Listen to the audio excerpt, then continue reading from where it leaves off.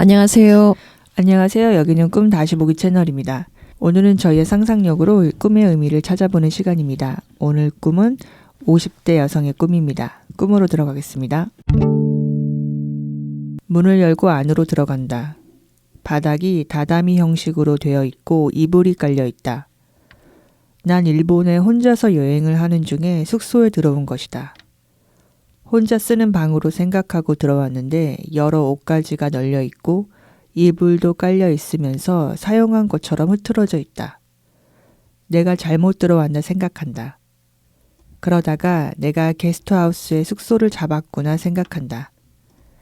바닥에 떨어져 있는 옷을 한쪽으로 치우는데 옷에 피가 묻어 있다.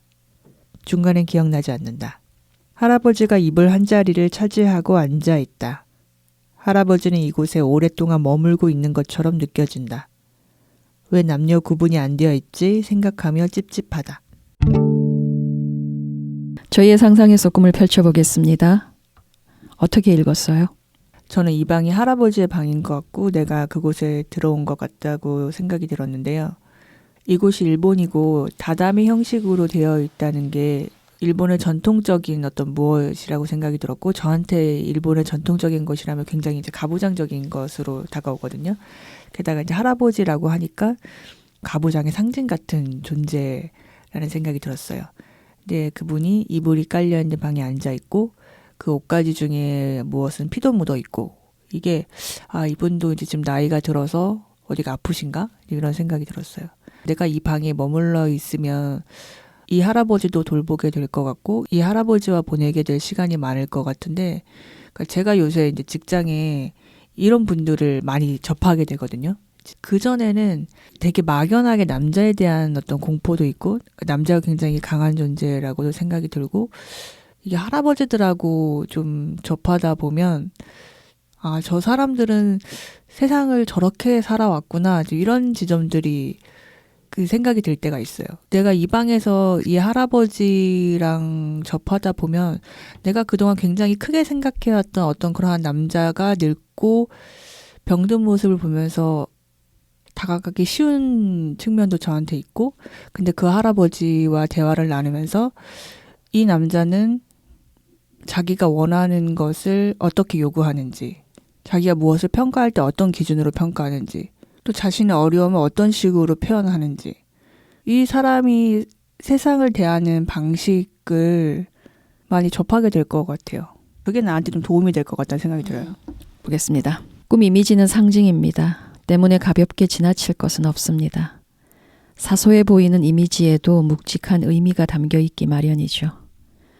문을 열고 방으로 들어간다. 꿈은 이렇게 시작하는데 이는 내가 새로운 차원으로 진입하고 있음을 보여주는 것입니다. 새로운 여정은 또 거기에 부합하는 지난한 괴로움이 예정되어 있을 것인즉 그 여정은 이미 시작되었고 그 여정에서 겪어내야 할 것들로 내가 가고 있다는 뜻입니다. 문을 열고 방으로 들어간다로 시작되는 꿈은 그 점을 놓치지 않고 항상 깨어있기를 당부하는 것 같습니다. 내가 문을 열고 들어간 방에서 어떤 경험들을 하게 될 것인가 보겠습니다. 나는 홀로 일본 여행을 왔습니다.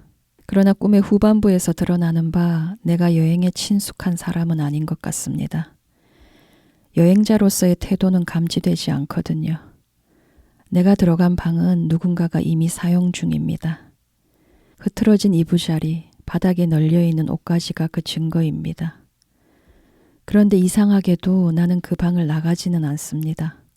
꿈 전반에서 방에 대해 내가 가진 의문점은 다음과 같습니다. 내가 게스트하우스에 숙소를 잡았구나. 왜 남녀 구분이 안 되어 있지? 이러한 의문점으로 짐작컨대 내 방을 찾겠다는 적극적 의지는 애석하게도 전혀 보이지 않습니다. 현재로서는 나의 공간을 찾거나 주장할 엄두조차 내지 못하는 상태에 있는 것 같습니다. 되려 그 방에서 옷가지를 한쪽으로 치우면서 할아버지의 명을 받들고자 하는 태도가 나왔습니다. 내가 취하는 삶의 태도인 것입니다. 그 태도 이외의 것을 알지 못하기에 유연함을 발휘할 수도 없죠. 사회에서 자동적으로 취하는 태도는 늘 그랬던 것 같습니다. 여행자라고 밝혔지만 여행객의 태도로 전환되지 못한 것이죠. 어떤 공간에서도 그 공간에 대한 권리 주장을 해본 적이 없는 겁니다. 그 공간의 주체로 있어 본 적도 없다는 뜻입니다. 그 인식에 변화가 필요한 시점에 내가 있는 것 같습니다. 내가 들어선 이 공간이 그에 대한 나름의 해결책을 제시해 주지 않을까 기대해 보겠습니다. 할아버지가 앉아 있습니다. 할아버지는 이 방에 오래 머물고 있는 것처럼 내가 느꼈습니다. 할아버지는 그 방의 진정한 점유자, 사용자로 있기 때문에 나 또한 그 사실을 단박에 간파한 것 같습니다. 할아버지는 자신의 공간에서 주권자로 지내고 있는 것이죠. 할아버지는 나의 방문을 전혀 문제 삼지 않았는데 그 점에 주목해야 합니다. 할아버지에게 나의 방문이 문제되지 않았던 이유를 짐작해 보자면 나를 청소 도우미나 시중 드는 사람쯤으로 여기고 있기 때문입니다. 나로선 불쾌하고 억울한 일이지만 할아버지를 탓할 일은 아닌 것 같습니다. 그 방에서 내가 보여준 행동에 근거하여 할아버지가 내린 판단이기 때문입니다. 바닥에 떨어져 있는 옷을 한쪽으로 치우는 나의 행동은 지나치게 자연스럽습니다. 내가 어떤 공간에 있든 내 스스로 포지션과 역할 설정을 어떻게 가져가는지를 짐작할 수 있는 중요한 이미지라 할 수 있습니다. 나의 존재는 할아버지를 전혀 동요시키지 못했습니다.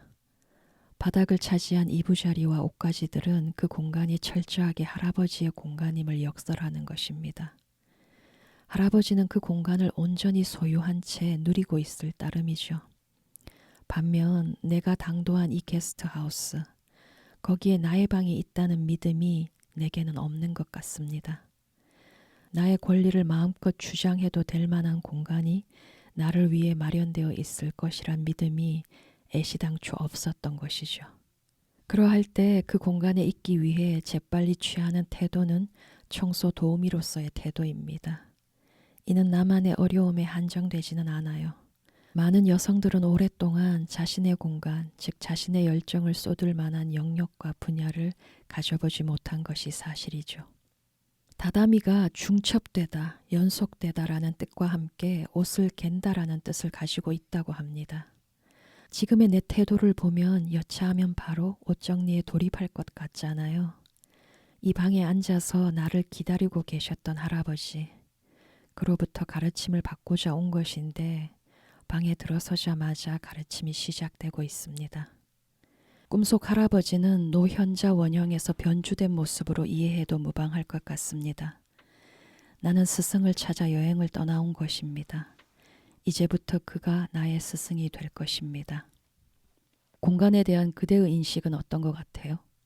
뭐 학생 때나 뭐 그 이후에도 기존의 공간에 그러니까 제가 들어가게 되는 거잖아요. 그래서 나는 그냥 들어가서 그곳의 어떤 룰을 파악하고 거기에 나를 맞추고 그러니까 이런 식으로 계속 적응을 했던 사람이라 내가 어떤 공간의 점유자가 된다. 내 주권대로 한다. 사실 그 개념은 없어요.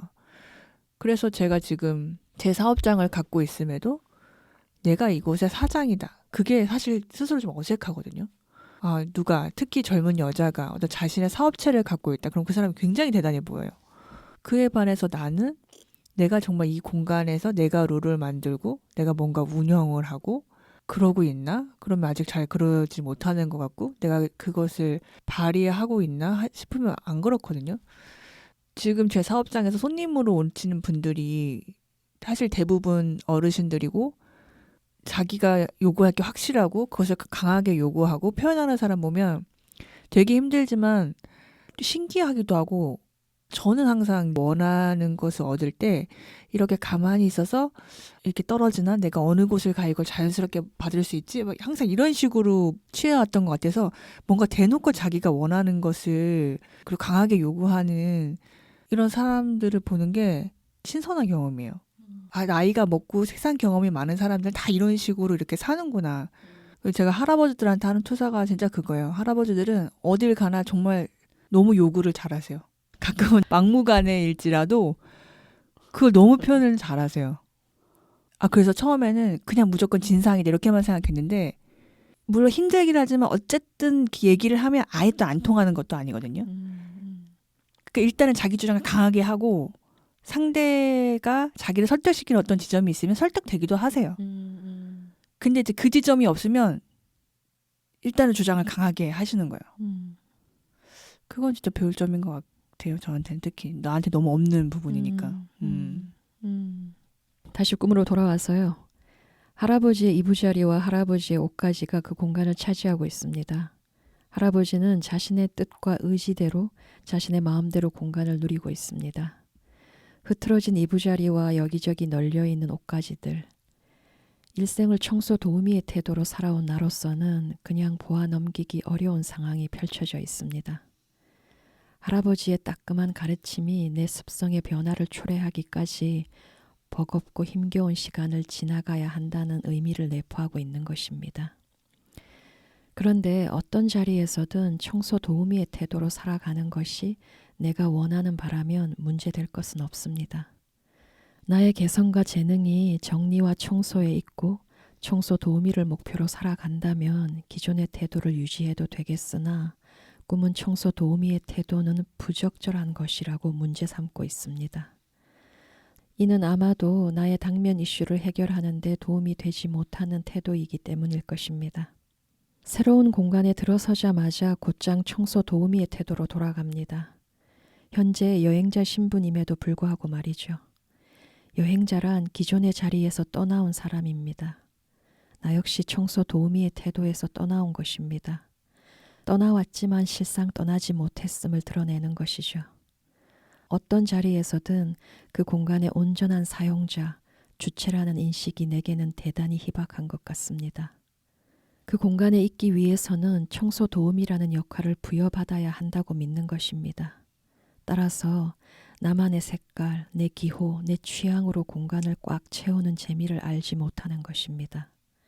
나의 재능과 개성을 마음껏 표현할 수 있는 공간을 경험해 보지 못한 탓이죠.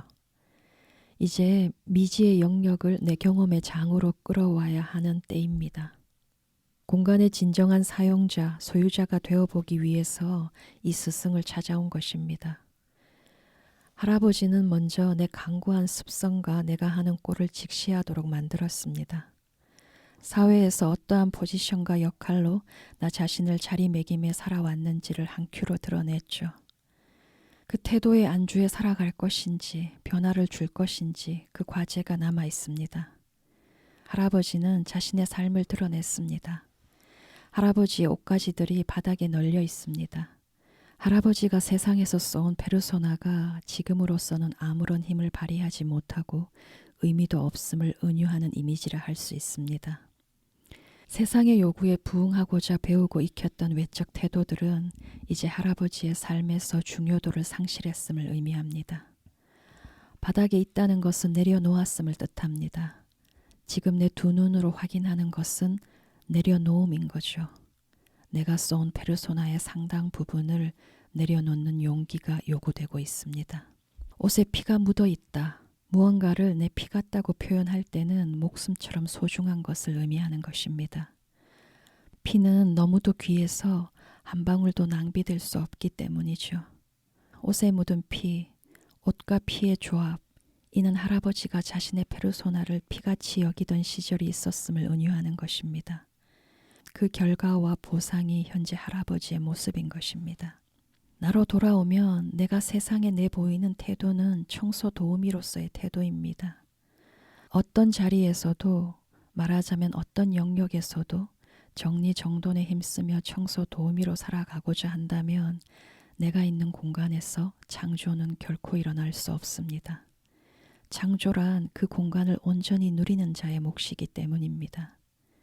청소 도우미의 태도에서 공간의 주권자로 거듭날 때 창조가 일어날 것입니다.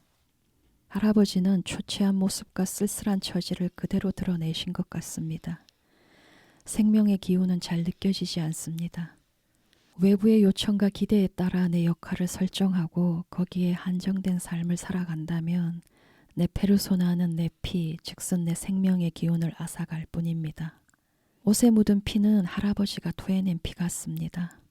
할아버지가 지나온 고단한 세월이 짐작되죠. 사회적 요구에 지나치게 충실했고 거기에 자신의 열정을 피를 토하듯 쏟았다는 의미가 될 것입니다.